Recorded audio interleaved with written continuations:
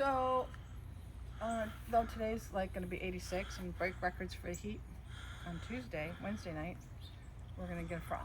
No, we're going to get a freeze. And all these are going to die. So even though they're not ready, I'm going to pick them.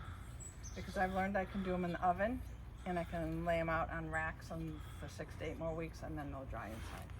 So today is harvesting day. I'm saying goodbye to my gardens. It's really sad. I'm going to fill this wheelbarrow up, I assume, with what I think are about 20. Oh, watch out, dude. Falling loofahs. I think I have 20 or so of these loofahs. So, let's see. You can come with me on the harvest today. And I'm doing this because of the freeze and because I'm not going to be here. If I was going to be here, I'm leaving Tuesday. If I was going to be here, I'd wait till it actually freezes, or right before it actually freezes. But I'm not going to be here for that. So I'm doing it in preparation of that. So You got bunches of them. I do have lots of them, and they're not easy to get to now. This is a blueberry cage that Tom and I built to keep the birds out, which worked pretty good. We did catch a few birds, but Here. It was not intended to be for the loofahs, but it's been a very fortuitous accident. But it was here when this plant grew. This is all from one seedling that I got at the food covered plant sale. I planted it in April, and it kind of did nothing. Can you reach that one? Kind of did nothing until it got hot, and then it took off.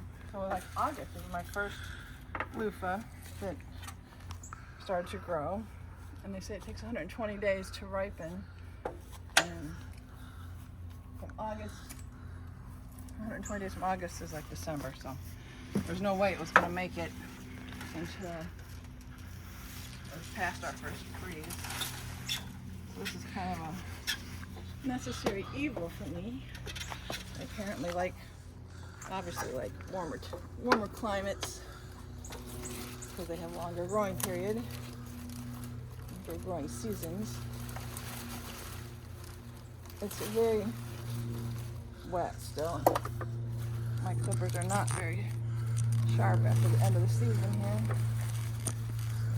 It's a challenge to get these apart. My helper's filming and filling the wheelbarrow for me.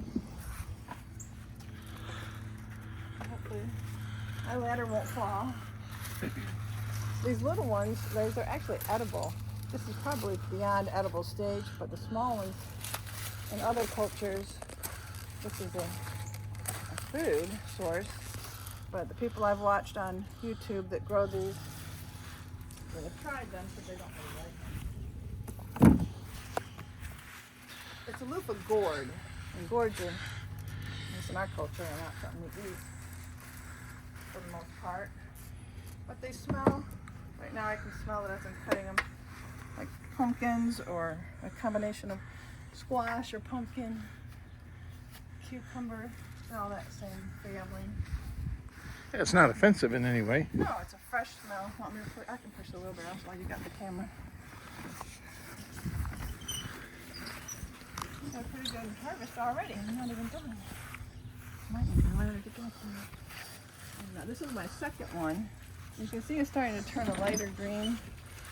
They start dark green, starting to turn lighter green, and then it turns yellow, and then when it's totally done, the sponge inside separates. It all dries out, separates from the outer peel, and you can feel that it's hollow and it crunches and the seeds are shake inside. I just don't have the time to let them get that way out here in nature. It's unfortunate. I got it. When we look at the wheelbarrow, we'll be able to see all the different colors in there, the different stages that they're at.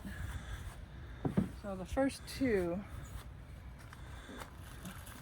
we're getting close to the yellow stage.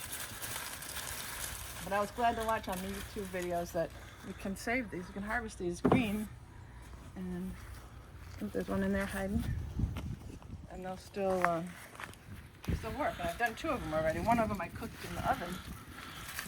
And it worked really well. The cooking to just dry it out. Right, I just put it in for 30 minutes at 300 and it dried it out. Look how many we've got. Wow, I'm gonna count them in a minute.